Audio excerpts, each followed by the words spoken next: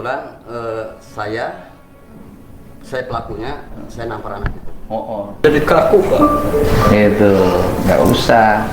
Jadi gue kepada muridnya. Jadi nanti upacara. Buka. Kemudian pada waktu upacara itu kenapa? Setelah dikumpulkan tuh bagaimana? Dihukum kebetulan saya pelakunya, saya nampar anak itu.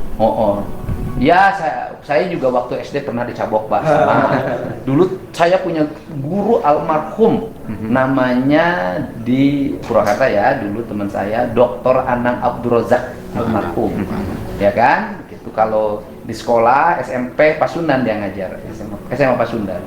Kalau yang nakal tuh dibarisin depan pak gitu loh. Zaman dulu Pak. Nah, itu Bapak bagaimana waktu kemarin tuh? Saya kumpulin. Kamu betul Bapak kapasitas sebagai apa ngumpulin siswa? Kalau dikumpulin sama kesiswaan Pak, cuma saya nyamperin. Dikumpulinya sama bidang kesiswaan. Lokasi kesiswaan. Kemudian saya menghadapi, kamu yang loncat pagar, tahu bahwa itu pagar itu baru selesai?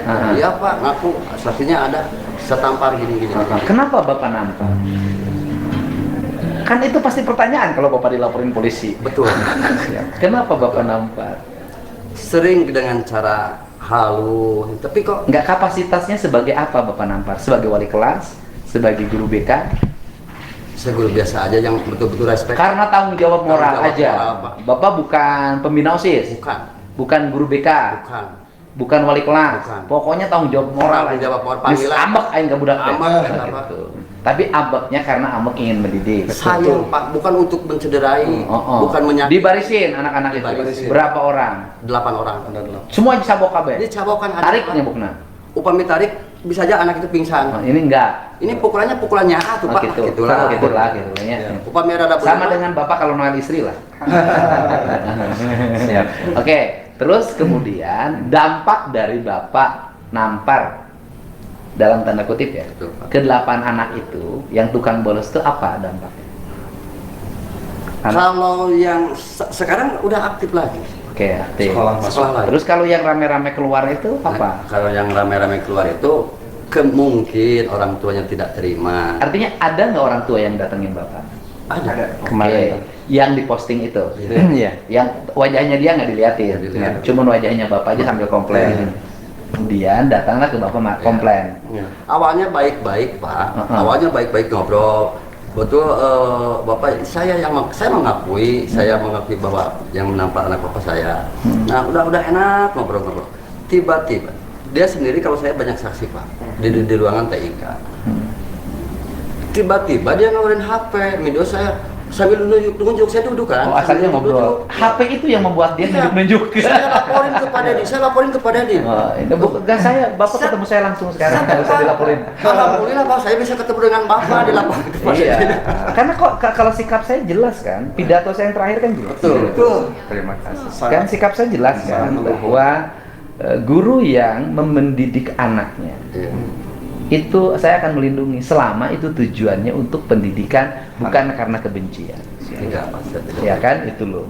Kemudian Bapak di video mau dilaporin sama saya. Nah sekarang Bapak sudah saya panggil, ya kan, sebelum dilaporin. Tapi nggak ada lapor polisi kan? Udah didamaikan. Damai yang kedua dengan Bapak Kepala Sekolah. Oke, waktu itu Bapak ada video sesuai dengan video yang saya lihat. Pelapor setelah itu saya pengen damai, tapi harus disaksikan oleh Kepala Sekolah. Kebetulan dengan Bapak ya Pak, nunggu Bapak. Nah, udah jabat tangan, saya langsung minta maaf Pak. Saya minta maaf kalau memang saya terlalu keras. Saya minta maaf. Udah jabat tangan, fotonya ada sekarang. Udah. Tiba-tiba malam-malam saya ditelepon lagi. Ini kasus sebelum naik ke Polres. Kita selesaikan dulu dengan kekeluargaan. Saya waktu itu pas pulang dari sekolah sampai sore saya nggak bisa buru-buru karena anak saya sakit. Kemudian pas itu malam, setelah di video. Setelah kejadian. Ini setelah kejadian ditelepon lagi. Iya, telepon lagi. Nanti kasus sebelum lapor polisi saya kekeluargaan. Iya. Cara menyelesaikan kekeluargaan itu gimana? Ini kasus belum diangkat, tapi bagaimana caranya? Yang penting selesai bisa kekeluargaan. Nah, caranya gimana? Caranya gini. Saya niat datang baik-baik, saya tidak menghindar, maka Abi mengikuti. Nah, ini saya ayat memperlihatkan visum Pak, surat visum. Visum. Visum ya, visum. Ya, visum. Anaknya divisum. Di visum. Terus hasil visumnya bagaimana? Nggak tahu, cuma di kwitansi 150.000. Oh, di visumnya. Di visumnya. Hasil visumnya bagaimana? Sehat Pak. Oh, sehat. Sehat nggak? Sekolah. Ada tanda bengkak, ada tanda memar. Tidak ada. Ya sudah. Saya juga punya takaran lah, ini anak pantasnya segini. Oke. Setelah hasil visum memperlihatkan koefisien 150.000, dari 150.000 itu mau gimana? Nah, ya ujung-ujungnya minta diganti uang pengobatan, terus tinggal saya keganggu kerja 2 hari atau sehari gitu nih, karena saya itu orang kerja ini.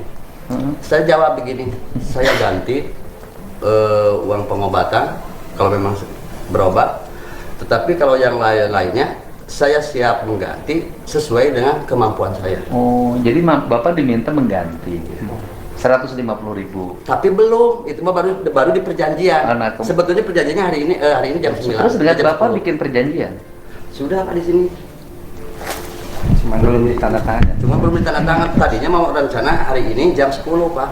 Enggak. Ini hasil kesepakatan berdua. Ini bukan urusan perjanjiannya, Pak. Ini adalah urusan esensi pendidikan.